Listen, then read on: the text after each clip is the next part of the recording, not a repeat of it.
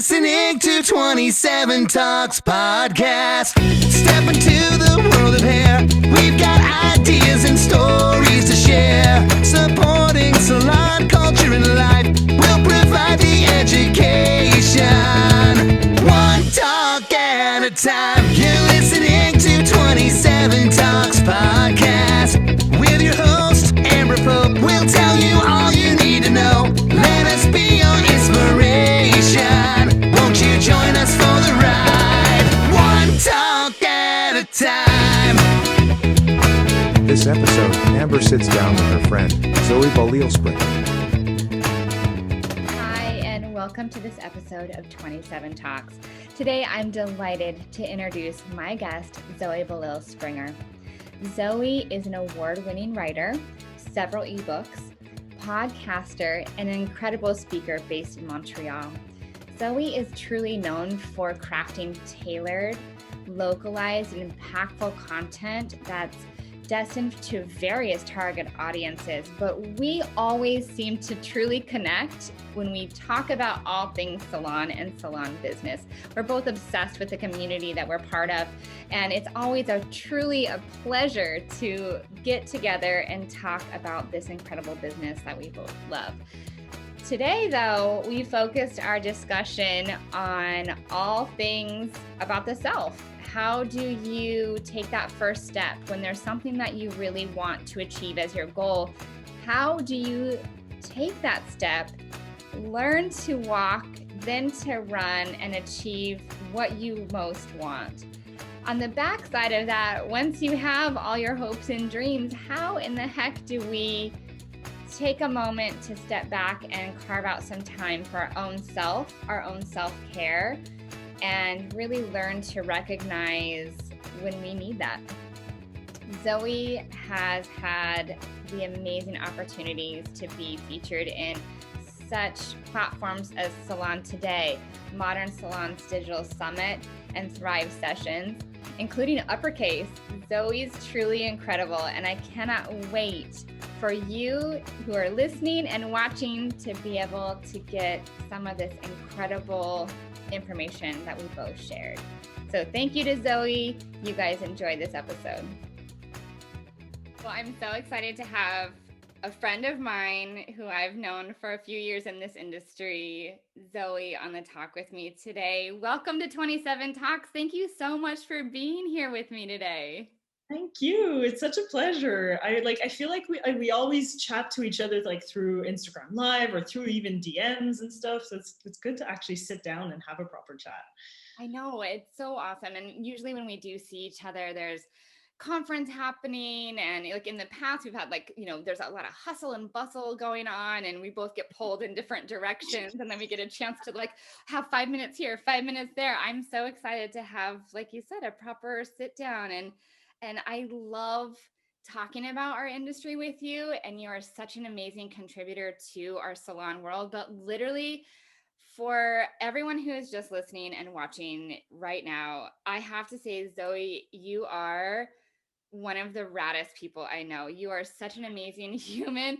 I know that, the first second that I met you, I'm like, that is just, one of our mutual friends had said this so perfectly, and I'm going to quote, it's, when I grow up, I want to be like Zoé, because I think you really are so incredible. You are one of the raddest people I've ever met. And so it's not only an honor to have you as a friend, but have you on this talk with me. So I think you're awesome. I don't even know what to say. That's so sweet. Thank you. I think you're awesome too. Yeah. I've been holding on to that nugget for a little bit because it's so true. I'm like, Zoe's so rad. You're just so rad. So for everyone who doesn't know your radness yet, so let's go down the list. You have done so many incredible things. We first got a chance to meet through our relationship with, you work for Phorest Salon Software, and we got a chance to meet for the first time in Chicago quite a few years ago. Yeah, pre-COVID. Right? So how long have you been with Phorest? I've been with Phorest actually just in March. It was 5 years now. So it was interesting for me because I'm only 30 and I've had 2 5-year stints in two different companies. So I was like, whoa, I've actually like been working in like proper careers for 10 years already. And that was just kind of a shock to me when I hit that 5-year anniversary in Forest. Like what? But yeah, Where did time go? yeah, really. Because so before Forest, I was working in a sound recording studio in Montreal for 5 years, and then I moved to Dublin, and that's how I started in Forest. And in between that, like worked with Forest for 2 years in the head office in Dublin, and then moved back to home, back to Montreal, and still working, but instead remotely this time. So yeah, 5 years, crazy times. That's awesome though. And I think it says something when you realize like where did the time go, that like you're doing something that is really driving you, pushing you forward, but you do lose all sense of time. You're like, how the heck did we get here? Like you're doing what you're totally meant to do, is sharing and, being a part of this amazing community. And your reach is far broader than Forest. I mean, you've been on some incredible stages. You're a writer, you're a podcaster, and you're always bringing the most amazing content weekly to so many different platforms. And I'm just so excited to talk a little bit about, what motivates you, how you conquer your fears when they percolate, right? Like that happens when you get up on stage. Like, how do you even take that first step to do it? I mean, you did, what was the last big conference that you did prior to shutdown? I think you were prepping, was it beauty? Well, I was prepping for Cosmoprov before lockdown happened, before actually the pandemic just happened, took over the world. I was meant to be at 3 of the Cosmoprov events. But obviously all of that got canceled. There's no like dates, or like we don't know when it's gonna kind of pick up again. But before that, like the last one that would have happened, I'm actually not sure. Like it's been so long. I feel like I don't remember. I've been on the stage at Modern Salon Digital Summit in LA. I also spoke at it was an online event, but it was called Uppercase, and then also Seattle Interactive, which was probably like one of my biggest ones outside of the salon industry, and my first one, I suppose. I was like on my own, just like really stressful. Like, yeah, terrified. I was terrified. That feeling, it's like it washes over you, right? You get this amazing opportunity. You put yourself out there, right? You're like, I think this is going to be great. This is going to be great. I want to do this. I'm all in. Oh my gosh, I'm paralyzed. Like right before you go to that event and either turn on the camera to do the digital or to step out onto that stage, like what happens in your mind in that moment? Way too much. Way too much. I'll give the example of Seattle Interactive because it was probably the one that like stressed me out the most, to be honest. I remember applying for that to speak at that conference. And it was at the time when, well, you've met Connor. At the time, Connor was my manager in Forest, and he was trying to push me to do more public speaking. And it's always been like so out of my comfort zone. I don't know where it actually comes from. Maybe like back in the day, I know that like I've had like I played violin when I was a kid. And there was this instance where I had this concert, and I was playing in like my age group, but also the older age group. And I managed to get one of the two done, but the other one, like I wasn't instructed to go the right way or so I missed one and I was like devastated. So I wonder sometimes if that impacted like how I see performances and like being on stage. Cause I feel like the things that impact you as a kid can totally have like a ripple effect as far as like your subconscious could go, you know? Yeah. So sometimes I wonder if like that was part of it. But I've always been kind of a shy person. So out of my comfort zone. Connor's saying, apply to these things, just like get yourself out there. So I applied to a few, got in for like an online one. I was like, okay, online I can kind of do because I'm used to webinars, you know? And I applied for Seattle Interactive initially because I was like, well, it's a tech event, design, marketing. It sounds great. Like, I'd actually love to just attend the event as well. It's in Seattle. I want to go there. It sounds amazing. It sounds like the kind of city that I'd be like really into. And so, but I didn't really have any hopes of getting through, really. Because there was like people from like Google and Facebook and like all these big names. I was like, no, there's no way. Like, I'm a nobody really compared to these people. And then I get the email. I'm in the Philly office in Phorest, and Connor's right beside me. And I get the email, and I just like, Connor, I'm going to Seattle.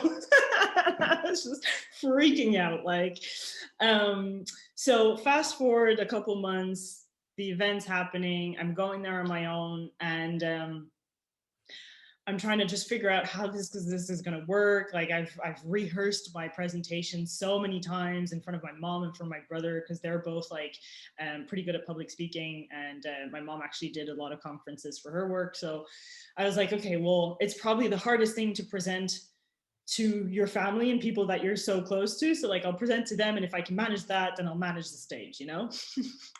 Wrong. I freak out, total freak out, waiting like that whole day, so anxious, until like I think my talk was at like 2 p.m. or something like that. So like, I had the full day to just like go over it over and over and over again. I didn't even go in the speaker room. I just couldn't face like being with other speakers. I was just like finding the like smallest little corner to just keep on rehearsing and stuff. Yeah, 100%, like sitting on the ground literally in the conference center. Like, it was that was me in 2018. And so my time comes, and I was at that time, I feel like there was a lot going on in my head, like just a lot of like doubt, imposter syndrome, and you know, everything like that just going on. And it was like, what, like a lot of what ifs. That was it. A lot of what if. What if I forget a piece of my presentation? What if people aren't engaged? What if no one shows up? What if, because you know, you had like loads of other sessions at the same time, so you don't really know what the turnout's going to be. And obviously, I didn't really have that big of a like speaker reputation at the time, so I was like, I wasn't expecting anything big either.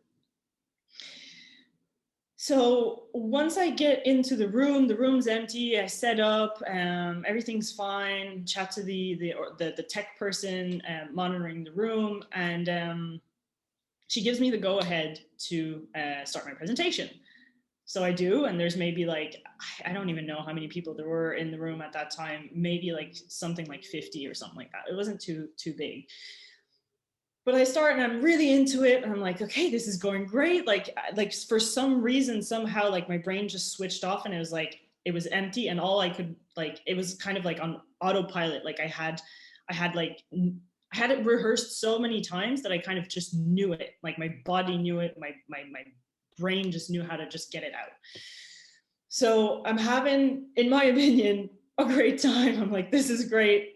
And then I see people coming in constantly in the room. I'm like, what is going on? Like, why are there people like walking in all the time?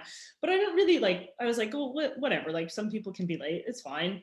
But then I also see the tech person walk up around the stage to my left. And I'm like, okay, that's not a good sign though. Something's up. So she signals me to come over, and so I walk, like I say sorry and like interrupt essentially my presentation, go over, this is maybe like 10 minutes in, and I go over to her, and she says, hey, listen, I'm so terribly sorry, we started early, so that's why like people are walking in all the time on you for like the past like 10 minutes. I guess like we have a kind of like two options for you now. And I'm like, okay, like my mind's just going like a million miles an hour, you know? And she's like, okay, well, we could either start over in like 5 minutes, or you could just like keep going. And so I don't know what took over me at that moment, but I just turned to the audience and I was like, so here's the situation. here's option A, here's option B. What do you guys want? What do you guys want? Do you want me to start over in like 10 minutes, or like should I just keep going? And everyone voted so that I kept going. So that's that. I turned to the tech lady and I was like, well, I guess we've got our answer. And I just hopped back onto stage and kept going. And it took me a little, like maybe a 2 minutes to just kind of get readjusted and like, okay, here's where I was. Okay, yeah, get into the flow again. But I managed to pull through, and overall it was a great experience. Like, people asked a lot of questions. Like, I had, obviously because we started early, I had loads, like at least 10 more minutes for the Q&A, which was great because so many people had questions. And then some other people like actually just stayed after I got off stage so that they could actually speak to me one-on-one, which I thought was really, really nice as well. So yeah, terrifying, and also just like a massive curveball for like a big first experience. But I guess what doesn't kill you makes you stronger, right?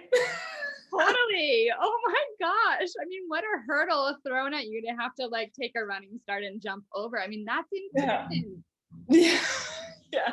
I'll remember that for the rest of my life. No doubt. No doubt. Yeah. It's Yeah. such a big event you remember, but like it's those moments like that you're like, oh my gosh, sort of the unimaginable happened and you overcame it, but you did it with authenticity, right? Like you're like, hey, I'm just gonna level. When you open yourself up like that, your audience is always gonna be like, oh, that like makes me feel so much better, rather than like trying to scurry around and like sweep it under the rug, like nothing to see here, nothing to see here. Like you gotta just own it. And people are like, yes. And Zoe, that is what makes you cool. That is what makes you totally cool right there. You just perfectly like described it. It's that moment where you just turn around and be like, I don't have any control over this situation. This is totally what it is. And we're in this together. So as soon as we feel like we're in this together, you get somewhere really good. That's incredible. Absolutely. Yeah. And I have to say, for anyone listening, like it's not something that I'm always good at. For that particular setting and day, I guess I was just like in the right mindset to do that. But like I do work with a lot of anxiety, so like sometimes it doesn't actually work. Sometimes it doesn't, like I'm not so like prompt to just be, oh well, here's what's happening and I can't control this, so like what do we do? Sometimes I just go into a bit of a panic mode, but I think that's okay. And I think that if you recognize also, and you can just label what's going on, it makes it so much easier to just take a step back and just, okay, well, here's how I'm feeling, here's the situation, what can I do to make it better and to make myself feel better? Absolutely. And you are going to have those like success stories, like, wow, like that, we did that one. That was great. And you're going to have those other ones that you kind of like lay in bed at night and you're like, oh man, oh man, why did I say it like that? Or, and then you're kind of doing that, like, you know, self-doubt. But, and that's our next topic we're going to go into, but I want to stick with this just for a second, because I do think that there is that moment where you kind of have a choice, right? The choice is you could run out the back door, right? And just like the building's on fire and get out as fast as you can and not do it. Yeah. But you and I were on a Phorest Live briefly a couple weeks ago, and we were talking about putting yourself in that uncomfortable space. And this kind of gave me that light bulb to have this continued discussion with you on this platform, because I think there is something really important there that everyone can relate to, is how you do that. And my analogy to you on our Phorest discussion was that it was, you take one step, you just put one step and you see what happens. And then that one step helps you to walk. And then the walking helps you to run. And then you've conquered it. And I think that that's the most important thing, to just put yourself out there and try. And I think right now, especially with us being in the time we're at, it's, you know, we're well into 2021. We're starting to see things happening in like, all right, we're getting our groove on, we're getting back to things. It doesn't look like it once did, and it might not, and that's, you know, that's all right. We've got some traction, we're going somewhere. And I think people are really coming up with creative ideas, coming up with those moments of introspection of, gosh, we've just been through absolute hell. What is it that I want to do? Do I want to try to put myself out there and do something different, to take a risk, to take a leap? And there's that moment that everybody has of what is it that's holding you back. And I think there's quite a few things, and I know I'll kind of kick it off. For me, it's trust in myself. It's always going to be trust in myself, that I'm always going to be like, I can't do that because I'm worried that I'm going to let myself down, which I know is not a real thought, but it's a conversation that happens on the inside. Yeah. So maybe in those moments too, when you were either with getting that right before you got that email, or maybe the first time you started your podcast or jumped on to a Phorest Live, or, again, your list and resume is long, but what are some of those things that kind of do hold you back, that restrain you a little bit, and then you have to overcome that? I guess it's interesting because I was having this conversation just recently with someone very, very close to me. And it's always been about like, well, what if I'm not good enough? What if what I put out is not good enough? And it's interesting because it's 100% a story I'm telling myself. Because at the end of the day, no matter what that is that I'm putting out or like, acting in, first of all, good enough, it's super subjective, extremely subjective. And like, at the end of the day, like there might, like you said, just with this platform, this conversation, if it helps just one person, isn't that good enough? Heck, yes, it is. Yes, it is. Yeah. So that's definitely like the most, like the big piece for me that I've just constantly have to kind of work with. I have like extremely high expectations for myself, and it's something that I've been working on for the last like couple of years, really, that like I've been conscious of and trying to just kind of navigate, because it's something that also I tend to, without realizing, sometimes put on other people. Like because I'm expecting so much of myself, I think that other people think the same thing of themselves, and therefore I'm expecting the same of them that I'm expecting of me, but like they're already not realistic expectations. So it's like, how do I manage that? How do I navigate that? How do and I guess and I guess it like impacts sometimes my relationships as well, just in terms of like navigating, like, okay, well, I like, let's say I did a project for someone, and I'm not even talking like forest related or anything. Like I do some projects with like friends and stuff sometimes, and like if sometimes it's a friend, especially, I feel like I have like this obligation, I suppose, or like I feel obligated. I feel like I owe them that, to be quick and I suppose responsive to delivering whatever it is that I'm supposed to deliver. But sometimes with life, there's a lot of things that are going on at the same time, and you can't always like get it done, instantly in the next day or this or that. And it's like, how do I navigate that expectation that I have of myself to deliver quickly and promptly, but also not put myself in a position where I'm like giving myself anxiety and like, not taking care of my mental health in the process. Like it doesn't make any sense. And like, is that expectation, like, so for instance, if I was to deliver, say, I don't know, a certain amount of set of photos, like say 50 photos, well, am I just imagining what they expect the deadline is? And can I not just ask them, hey, by when do you need this by? And then work on, an agreement, because chances are they probably don't need it for tomorrow. I could probably do it like over the week, or, whatever that time frame is, but we can come to an agreement and everyone still is happy, and I don't create anxiety for myself. And, so that sometimes it doesn't necessarily hold me back, but it creates friction and tension just within myself. And that actually like makes me freeze sometimes. When I get really anxious, I just like, I'm just like, I can't do anything anymore. Like my brain's in overdrive and I can't focus. Yeah. Like that lightning bolt when it hits you and you feel like I can't really hear what's even being said to me, or I don't understand what's being said. I can't focus on anything. And the room around me feels like there's too much clutter around it and I must clean it all to like organize it to then be able to perfectionist freak out about everything. And that's like a whole rat race right there too. And that overdrive, that resonates a lot with me when you said that your brain is just literally so overloaded that you can't even create one single thought to like push you back on that train again and like, okay, let's recenter. Those are skills, right? Those are skills that we have to learn and work on. It's tough. Yeah, it is tough. It's really tough. It takes a long time.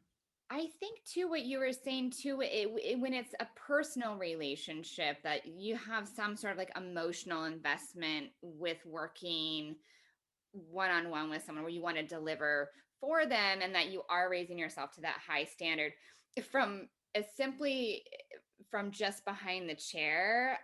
I will say like, and I am a obsessive compulsive stylist, like obsessive, and I don't mean to be slight about the way that I say that. I really have ticks and I have things that I have to do behind the chair, otherwise I can't get my art out the way that it needs to be. That's a whole other, like, I work through some of that sometimes where I'm like, I've moved the water bottle 3 times and I need to like stop doing that to keep going. It happens more for me when it's someone that I'm personally connected with. When I do my friend's hair, I have a harder time with that.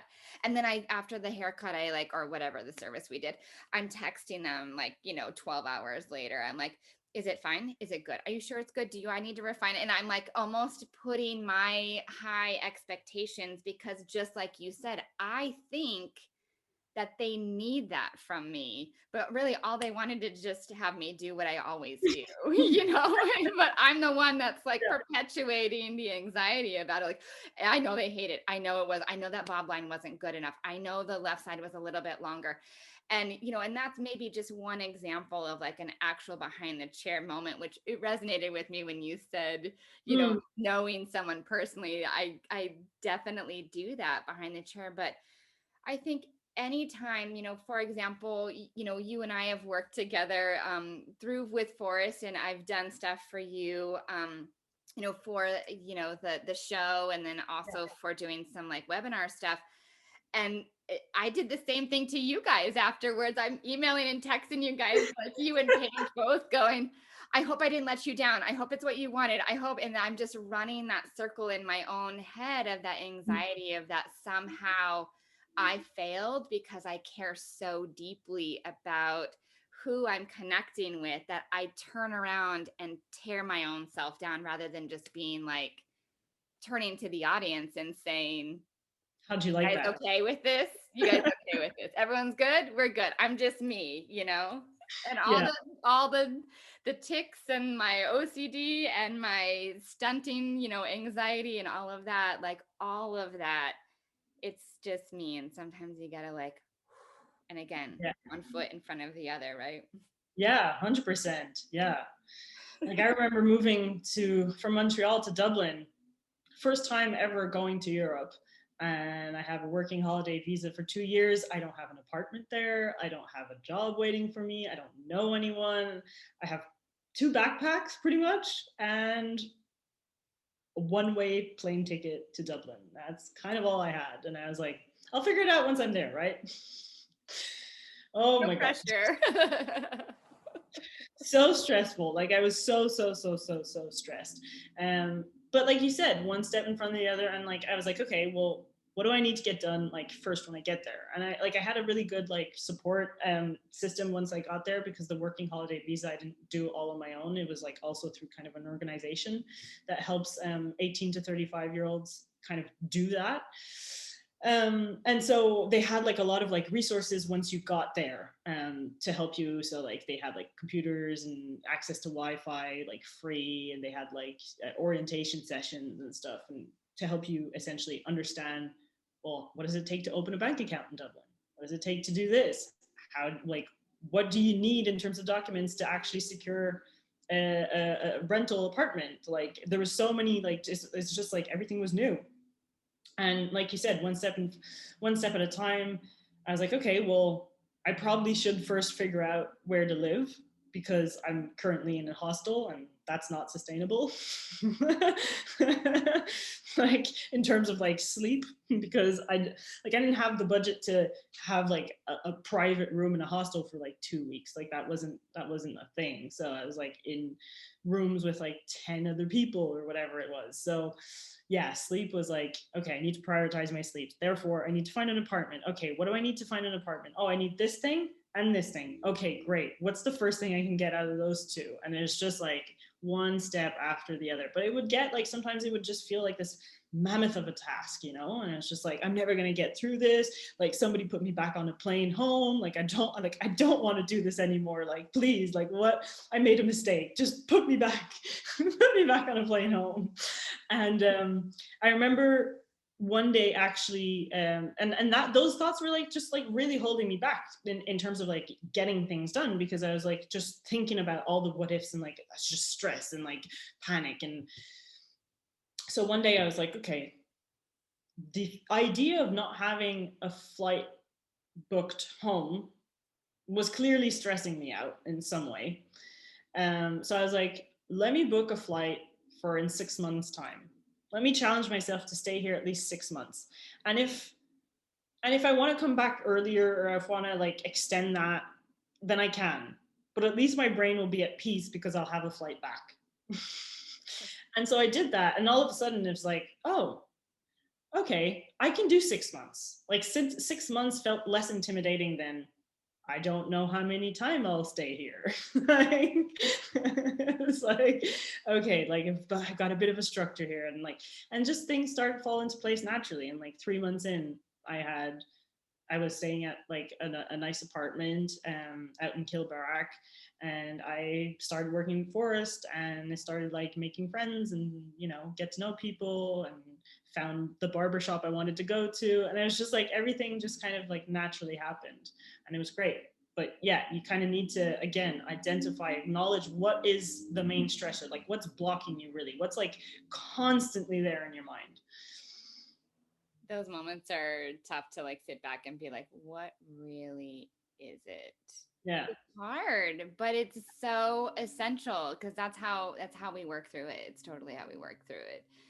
And I think so. So then, as soon as you kick everything off, right, and you're on that track and you're grinding, and you're living your best idea, what for anybody who's listening, whether it's you're starting a salon, whether you've moved to a brand new city, whether you started a new job, or you began your love for makeup and you're on YouTube as a contributor, whatever that is, and maybe that's just starting a conversation with someone you were afraid to start a conversation with, whatever that is. As things begin to grow and you're developing, you're really grinding at whatever it was that you took that step. You're learning to walk. Now you're running. Now it's getting hard, right? So now, like, your sleep's being deprived again, right? You start to tear yourself down again a little bit. I think you nailed it with that moment of like, okay, let's reflect again. What is it that I need? Because those cracks are beginning to happen, because Yeah. there's a lot of pressure that, again, we've put that pressure on ourselves to do it. Now you're successful at it. Now it's sort of taking you down like bit by bit. You're getting exhausted. You're getting worn down. And how do you take the moment to reset? Like, I'm still always working and developing in this space that I'm wanting to share with you on, because and you and I went back and forth and said in our email too, neither one of us have, full disclaimer, neither one of us have an answer, but we're actively trying with good intention. And I think if you have that good intention, then to be able to share in this way, yeah, we don't have the answers. And what works for me is not going to work for somebody else, but it's the intention of trying to Yeah. help build yourself back up when you're your dreams are happening, but it's a lot that it's exhausting on you. So what is it that, you tend to lean into to help yourself aside from sleep? Yes, we all need sleep. We do. Yeah. I feel like it's changed a lot in the past few years, because I was kind of forced to change, really. When I came back from Dublin and started working remotely from Montreal, it was like a first year of working remotely for me. I'd never done it before. I'd seen my mom do it like for years and years and years. She still works, well, she's a freelance, but like she works from home. So like I'd seen her do that, but I had never experienced it myself. And so there was a mix of that, traveling all of a sudden a lot, because I was going to the States for Phorest and going to these conferences, going to the Philly office 2 weeks, coming back. Like I was in and out of Montreal, really. I wasn't like fully full-time in Montreal. And I just started noticing like exactly that, like starting to feel depleted and like stressed and just like I was slowly recognizing the signs of like an early burnout, really. And I was like, okay, well, I need to do something about this, because yeah, I don't want to be in that situation. And none of the things that I used to have done were really working. Like I was at that stage where it was like something completely new, and I had to find new ways to cope and new ways to kind of just manage my day to day.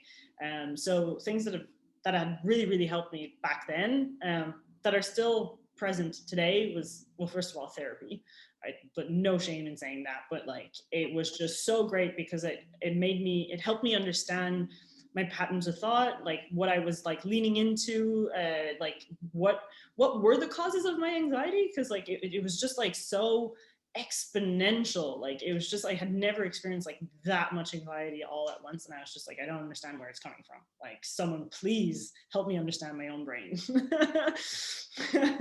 So once we started like talking about it and like putting, like I said, like putting words on what it was exactly, like it was easier to then recognize and identify what was happening in the moment. And not that I could necessarily like prevent like an anxious situation from making me like an anxiety inducing situation to make me anxious, but at least I could recognize it and maybe like find ways to cope better with it the next time, kind of thing. And so that was really helpful, and I really got back into meditation a lot, and that really helped, because there was this actually, it's not coming from me, and I can't remember who I've heard it from, but recently enough I was hearing someone explain like sometimes when you're going through something in your head, it's tough to handle, and it's tough to kind of navigate, because it's like so untangible. And sometimes if you associate it with like pain or like sadness or whatever, like it's kind of hard to process. But what I find great about meditation, and this person was also like saying the same thing, was like, well, these thoughts and stuff, like you can then with breathing exercises and stuff, like just actually transfer it into physical energy, and physical energy or physical pain usually is easier for us to process, and usually is easier for us to like understand, okay, well, where am I feeling tense right now? Oh, it's in my abdomen. Okay, can I breathe into that? Can I just like, relax a little bit more? Or so it was an interesting kind of thing to realize that I was doing through meditation without realizing I was.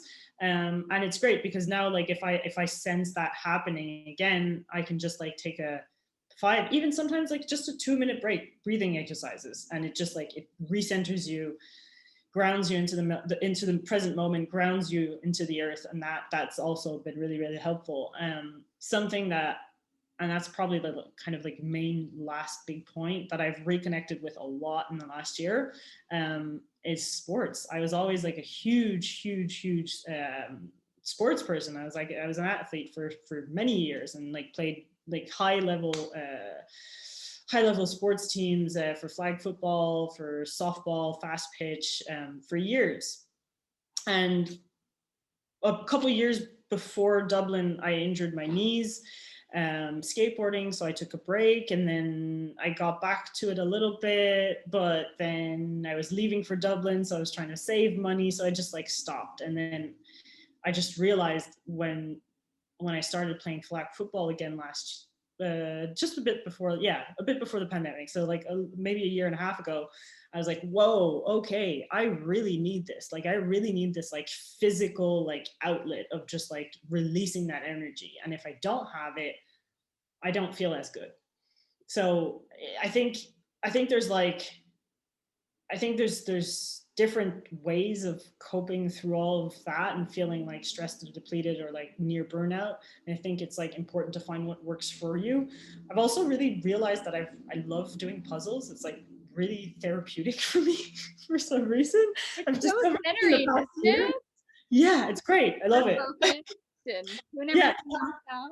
Yeah, anyone watching this and like feels like they need to like be in the present moment, like grab a puzzle. Just try and do that for 2 hours. I swear to God, you'll feel so much better after. I totally agree. I totally agree with you. Yeah. But I also like think that like these conversations that we have and are intentional about really help too, because you get to understand other people's experiences. Like earlier on this year, we had Ashley Hodges, who's like really, really known, especially in the UK, but I think like worldwide as well.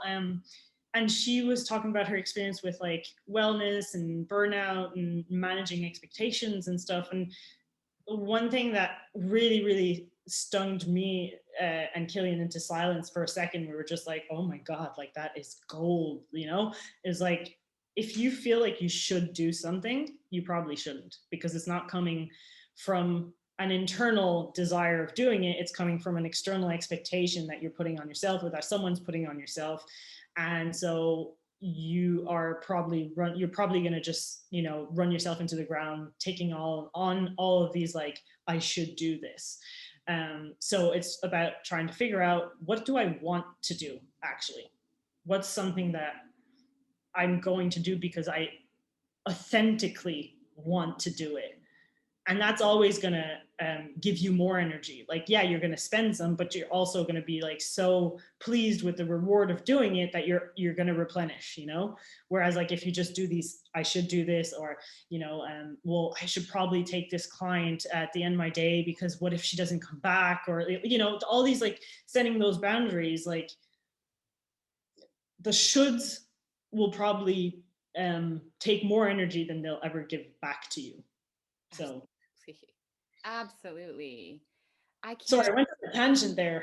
No, it was not. It was so clear and concise. It's not a tangent at all. I think that little nugget, and that was something that I got the pleasure of kind of hearing some of this discussion previously, but I think that comment that Ashley had about just being the should, and then the should versus what you want yourself, and all that is boundaries. And that was like kind of the last thing that you said there. Boundaries are huge. It is so huge, because I think those of us that are also a little bit of a people pleaser type mentality, or that you do raise yourself up to this, I'm a workhorse, I can get it done. Like, yes, I should take on, whether, like you said, that client, I should take on this extra project, I should do X, Y, and Z. It's going to totally deplete 100%. I think that is, like you said, it's total gold. It's total gold. And I think that needs to really like sit and resonate with people too, because what are you doing that you just think you should be doing? And also, oh, go ahead. Yeah. Oh, sorry. It was interesting because like we have like these thought starter questions. I know you know about them because you've been on our Instagram lives, but just like an episode that was, I think, either recently aired or upcoming, either or. Anyways, you'll get the scoop. We were asking, what don't you have the time to do in your life right now, and why? And it's like, well, wow, okay, what don't I have the time to do? And like, am I taking on too many shoulds? Because like, if it's something that I don't have the time to do, but I really want to do, it should probably be a priority. Like, I should probably like try and figure out, what am I doing right now that doesn't need to happen? that I can either delegate, like if you're a salon owner and you have a team working with you, like if social is really not something you want to do and you have a staff member who's really great at it and you can delegate that, why not, and then do something that you actually really want to do. Yeah. It's so funny too. And I'll just call it out because again, we're putting it all out there and for everyone to hear. It's a perfect example too. I actually have a team member who's amazing at social media. So I've not been on social media in 2 full weeks because it feels like the pressure. And I keep saying, I don't know. It's not giving me joy right now. And so that is clearly something that it has to get delegated. And it's these moments too, where you're like, yeah, there's a sign here that this isn't for me. This isn't the space for me right now. Yeah. I need to step back. I need to delegate that out. And I also to touch on and just again, put my own craziness out there is that I love that you talked about breathing through those moments that are happening. And a lot of times this was kind of a reflection that I had. I've been behind the chair since like 2005. So, I grind behind the chair throughout the day and pre-pandemic when we were doing double booking, working at full capacity, I'd have, working on a full head foil. And then I've got a client who's processing and I'm like, the clock's a ticking, and in my head, I'm like, you got this. We're doing this. We're just go. Don't stop now, Amber, just keep going. And then this lovely little device right on my watch is pinging me going, it might be a moment to take a breath. And then I look at the watch and I'm like, to hell with you, watch. You shut your mouth. I don't need to take a breath. I have to get through this. But it was that moment that I realized there's a piece of actual like technology that's clearly understanding that I am stressed and I am clearly not acknowledging it myself until something showed it to me that I was not doing it and that I was having a physical response with an elevated heart rate. And this watch is going like, hey, ding dong, you should probably take a minute for yourself. Otherwise, you're going to like, I don't know, it's not healthy like to keep doing this. And, for a lot of years, I laughed at it and was like scoffed at it. Like, don't tell me what to do until I actually began to start doing some breathing exercises and realizing, oh my gosh, it really does fully center you. It does transition and take all of that anxiety. It doesn't 100% get rid of it. That's still, there's other things that we have to do on the back end of that. But in the moment when you're feeling that pressure, it's taking that 1 minute, 2 minutes to have a moment, breathe it out, let some air get to like the very tips of your fingertips, to every last like capillary in your body and work that anxiousness out, because if you don't, it's just going to compound. And I thought it was just a funny sort of interesting, the watch telling me what I should have seen on my own, and I'm completely oblivious to it. But this is exactly the road that I get my own self down. But I think we tend to do that just naturally because it's like I suppose like in the past like couple of years with the whole like hustle mentality and all that, it was just like, it's just go all the time. And so like now we're trying, like, especially I think with COVID a lot, like we've just realized, oh, well, hold on. It doesn't need to be go all the time. Like what, like I can also take care of myself and it can feel nice. Whoa, oh, I can do that too. Nice. Okay. And it's like trying to find that balance again, of like what feels good for you and what makes you happy. So although like I'm well eager for all of this to be over and to find some sort of normality, like we're still in under curfew here and it's actually just been brought back to 8 p.m. instead of 9:30. So I'm like, it's spring, it's so nice outside. The sun sets until like, doesn't set until like 8:30. But I think in some other ways it's actually brought some good, some nice reflections and some nice conversations. I've noticed I've had a lot more of conversations with people in general, like people close to me, people from the industry, like just, I don't know, it just feels a lot more open for some reason.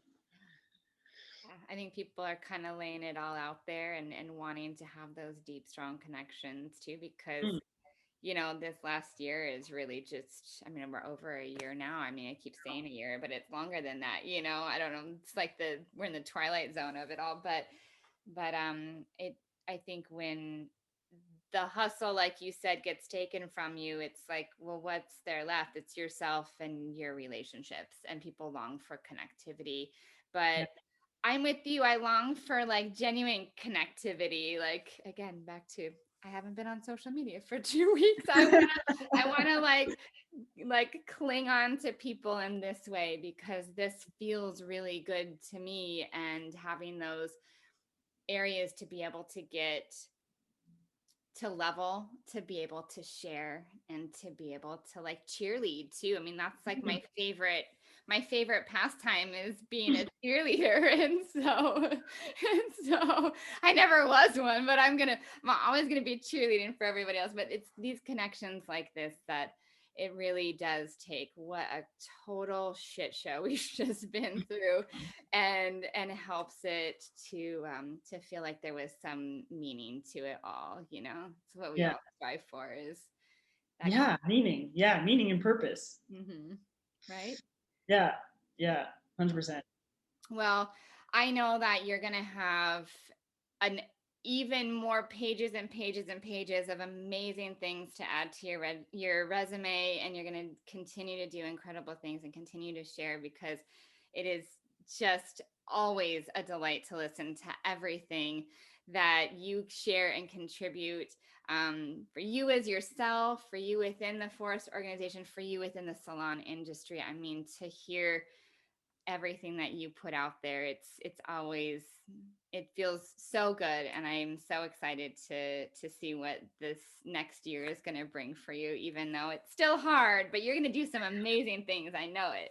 Yeah, hoping to launch like my photo project that I've been just sitting on for the past 3 years. Take that step.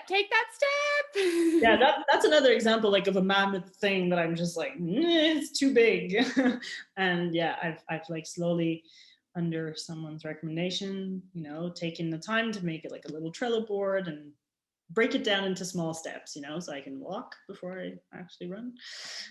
So yeah, but yeah, really excited for all the conversations that are going to happen through Phorest FM. That's definitely been a huge learning opportunity for me and Killian, just like between ourselves and actually like hosting, producing a podcast, but also like just on a human level, understanding people better, understanding like making connections. And yeah, I don't know, there's just this, I feel like I've grown a lot through hosting that show with Killian, and I'm sure you feel the same to some extent with 27 Talks, so it's great.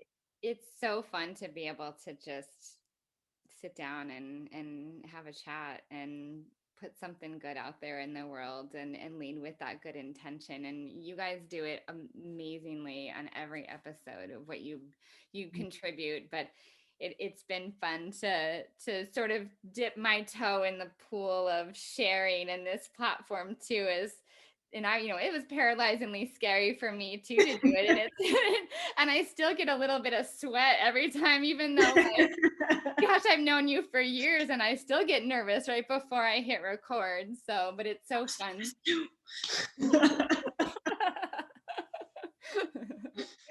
But yeah, I think you're gonna do some incredible things. So I'm here rooting for you the whole way along, and I cannot wait for your photo project. And I will send you many emails nudging you along. Please do keep me accountable. Well, that's awesome. Well, I have a few questions that I want to ask you as we wrap things up here. Yeah. These are my 7 questions, all about you, fun and lighthearted. Are you ready? I am. Fire away. Best moment of 2021 so far? Ooh.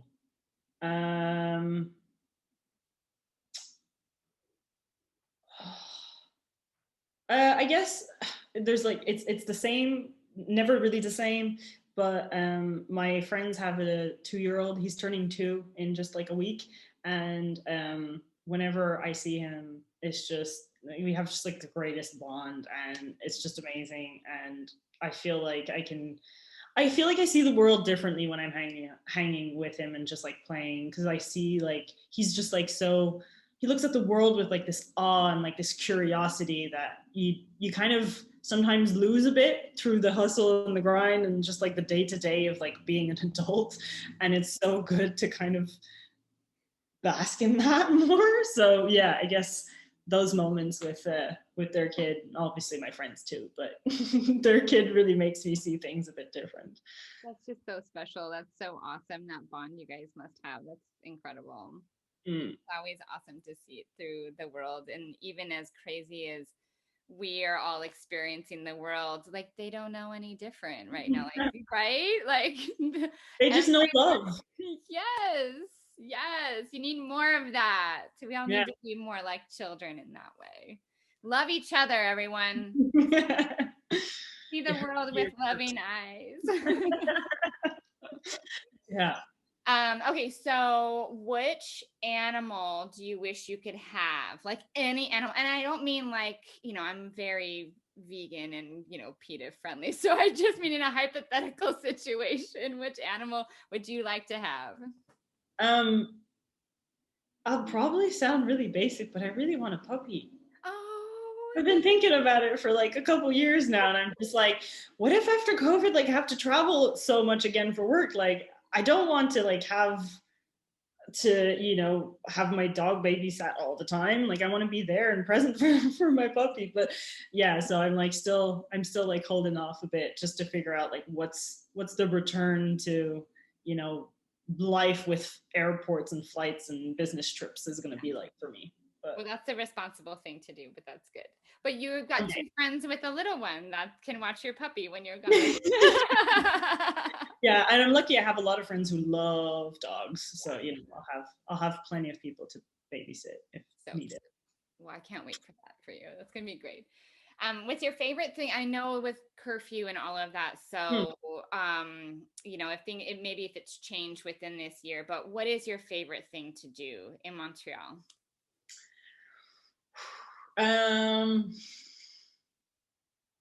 These days, park hangs. Yeah. Just hanging out in the park with the sun, have some good food. Did that was it this week? Yeah, it was this week. With a poke bowl and just like listening. People are great in Montreal. Like this person, this group of people were sitting right next to us, and like we were just enjoying our poke bowls, right? And they had a guitar and they were playing like some songs, and at some point like they got really kind of into it, and they sang like this one song that they just like really really kind of projected out there. And as they finished up, everybody in the park just started clapping. And like those moments in Montreal, like it's just so special. I feel like I don't get that a lot in like most cities that I've been to. Like it's just, yeah, it's very kind of it's very community driven, I feel, in Montreal. It's pretty great. So park hangs are usually pretty awesome and doable in this time. Yeah, that's an acceptable activity in days like this. Yeah. I love that. Well, and maybe you've already answered this next question then, but what's your must-have meal? Is it a poke bowl? Must-have meal. Pizza. Pizza. I always say, if I could have like one last meal or whatever, if I could eat the like one thing for the rest of my life, it'd be pizza, because you can always switch up the ingredients, the toppings, and pizza's just delicious. What's not to like about bread, cheese, and whatever toppings you want on it? So good. So good. Do you like a thin pizza or do you like a thick? I tend to go for thin, but any pizza I'll be happy to have. Except pineapple. No pineapple on the pizza. It's just weird. My brother and I have this thing where like we don't like warm fruit. Warm fruit is weird. It is kind of weird to me. Yeah. It's just no. Don't do that. Yeah. What is your favorite thing about being involved in the salon industry, being part of the salon industry? I guess There's a lot that I appreciate about the salon industry. It's definitely the industry that I felt like the most connected with, um, and feel kind of more like, I think the openness, like I feel like I can 100% be who I am, and like I'm going to find people that relate to that no matter where I go in the world within that industry, which is amazing to me. So the openness, the creativity, like that, like one of my top personal values is creativity, and that is just like probably one of the biggest things in the industry. So it's great, and yeah, it's just like a very feel very connected. The industry, yeah, you feel like once you're part of it, you just feel really, really connected in some like insane ways. I love that. I can't agree with you more. I think that's just such an amazing part about who we are as an industry as a whole, and the, inclusion and just the acceptance of just we are just a crazy band of creative misfits, and we all And somehow come dreamers, together. And we're all what? dreamers. All dreamers. Yes. It's great. So good. So good. Well, then what hobby do you love most? I mean, you kind of touched with Yeah. sports a bit. So what's the number one for you? Um, the one that keeps coming back, no matter how many times I've stopped in my life, is flag football. Awesome. Yeah, really, really. Like I've stopped and started again, and if I don't take out the years that I've stopped, I would have played for like 15 years. And yeah, and I'm still like I'm actually like working towards like trying to get into like this. I want to play competitive again, and I'm like, I'm 30, but I can do this. Like I can totally like compete against like 23, 22-year olds. Like it's fine. Like watch me, give me a year of like workout at home kind of thing, working with a personal trainer. It's great. Like I'm so motivated, and yeah, it's just it just gives me a lot of joy to be on a gridiron. It's great. It's fantastic. Hopefully one day I can. There was like talks about like a team from Montreal joining a US league and stuff, and there's a lot of cool things that are happening for flag football in this right moment, like this year and stuff. Like um, there's going to be some huge tournaments that are going to be televised this year in the US and stuff. So it's pretty cool for the sport. Yeah. That's fantastic. That's awesome. I hope there is going to be this awesomeness colliding from US and Montreal, and it's big thing happening. It'll be fantastic. It'd be great. Yeah, it'd be So great. I love it. Well, I'll be cheerleading for you that way too. Oh, thank you. Okay, so I'm staring at my notes here real quick. What compliment do you not often give yourself, but you wish you would more? That is a good question. What's the last one? I had to make it count. No. And this is also so I can get you to say your compliment like on this recording. Yeah.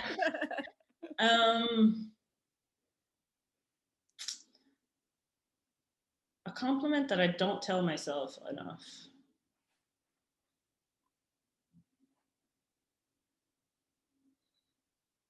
I don't know if it's like a compliment or like a word of encouragement so much.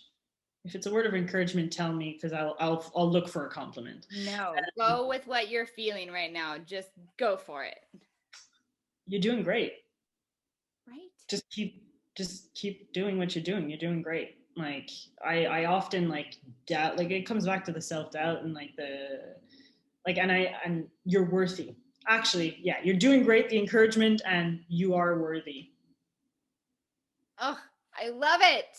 And those two, I'm going to email you that and be like, did you tell yourself that today? Because it's so important. It's so important. And I asked that question with absolute intention because it is something that we've like covered so much ground in that exact space. And I have had so many people in my chair recently, friends who have needed it, myself who's desperately needed it as well. And I love hearing you say that, because I think every single person who is listening and watching right now can say the same exact thing, that we all are worthy of it. And you're doing a great job. Everyone's doing a great job. So you're doing a great job. Amber, you're doing a great job. Yeah. I think it's awesome. And I hope that you tell yourself that every day, because it is the absolute truth. And you're so worthy of every amazing thing that's going to come your way, because it's coming for you, because you are worthy of it. And I think that you got to trust yourself in that, because it's amazing. It's amazing. You're so sweet. You're so kind. Thank you. You are so sweet and kind. And I'm so honored that you took this time to be with me. And we could just sit here and BS about it all day, because it feels so good. I know, when you got to those 7 questions, I was like, already? I know. Where'd the time go? Where did the time go? Again, before we know it, right? You're having fun and we're having a good conversation. And I hate to say goodbye. It's always the worst part of this whole thing, right? It's only a see you later, really. That's how you have to see it. That's how you have to see it. So see you later. Catch you later. And I hope soon enough we'll actually be able to see each other in person. And I look forward to that day.